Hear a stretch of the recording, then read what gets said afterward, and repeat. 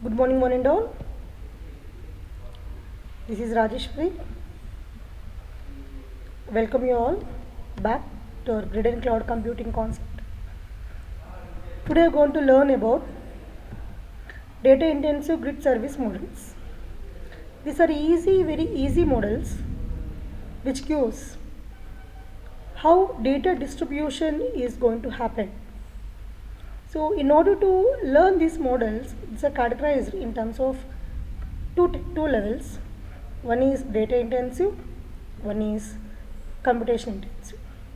Data intensive is nothing but which take care of only data, and normally the computation means in terms of processing. Right. So what is a data intensive applications? Deals with the data only in terms of big data or massive amounts of data. Okay. So it's specially designed to discover, verify, manage, secure. So all these transactions can be possible in this data intensive. Okay. So this is also called as a caching.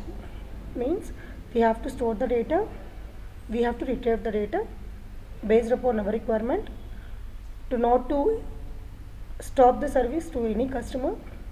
And finally, the main feature we have to include in any cloud and grid computing is replication. The replication factor is nothing but the n number of copies is going to maintain, so that if one copy is available, we can retrieve another copy without any service breakage. Okay. So in this data intensive model, we have to maintain n number of replicas. This is which is maintained by Hadoop framework. Okay. So replication strategy determine when and where to create replica of the data. The strategies of replica is going to divide in terms of two more. One is a static, one is a dynamic. Static means in advance we have to verify, or you have to find the strategy to maintain how many copies we required. We have an advantage here, means we cannot able to waste amount of data, right? Because we have in advance planning how many copies we have to maintain. But the drawback is whenever you want more data or more replicas to store or process, it is not possible because it is fixed in advance, right? The controversial one is this dynamic. At any point of time, you can get the data, but the problem is we should check the network availability along with the configuration possibilities. If these two are met, automatically we can give the service to the user in terms of dynamic data also. Okay. See the data in terms of static model.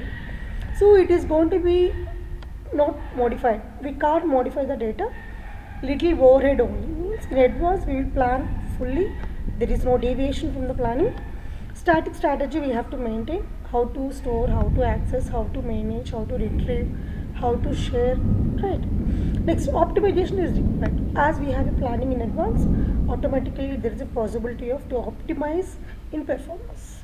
Okay, means we have availability of the data, replicas data, so that anyone can access this data at any point of time.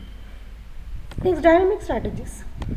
Okay, as we don't know or we don't have any plan to store how many replicas we have to maintain to provide the service to the customer, automatically there is a dynamic or adjustment of number of data replicas. More overhead in the static strategies, much more overhead than static strategies, means the static strategy has fixed and we have planned, but dynamic strategy we don't know. Some people may request, some people may not request. If more number of people are requested at the same time, automatically we should be in a position to give the service to the client at any point of time, because they are going to paying some amount to us to maintain our cloud, right? So they automatically need access at any point of time, which is very cumbersome in dynamic environment. Next, optimization may be determined. Possibility is how much you can access and store. And last one is preserving locality and minimizing update. Means it is very tough to maintain the locality and to minimize update also. Now, we have four types of data access models. How to access data means, okay, here those are monadic, next hierarchical, federation, next hybrid. Repeat: monadic, hierarchical, federal, and hybrid. Monadic means a single repository is going to maintain. We have to access any amount of data from there only. Hierarchical means a number of levels are going to maintain. Federation means in terms of groupings or grid is going to maintain. Hybrid means above 3 can be combined at any point of time. So these are 3 models in our data access methods. One is a monadic model. This is a representation for the monadic model. Here we are going to maintain a central repository in terms of instruments, sensors, institution. Anybody can access in terms of central request only. What is the drawback with this? Means if the central repository got down, every data is going to remove. What is the advantage with this? Data is not going to scatter. If there is any updation, only one place we have to update. Okay. So given some points, centralized data repository. Okay. Saved in centralized data repository only. No need of any replication. Okay. And not efficient in terms of performance or reliability. Means whenever there is a breakage service from the central repository, we have to seek an alternative. Very tough. Fault tolerance we have to check. Right? Okay. Next, hierarchical model. So these are pictorial representation. Our colleges, schools are going to be a hierarchical representation only from the management, principal, HOD, etc. etc. So okay, one data is not going to place by at one place, and they are not going to move at a single place. They have to share or distribute it from one level to another.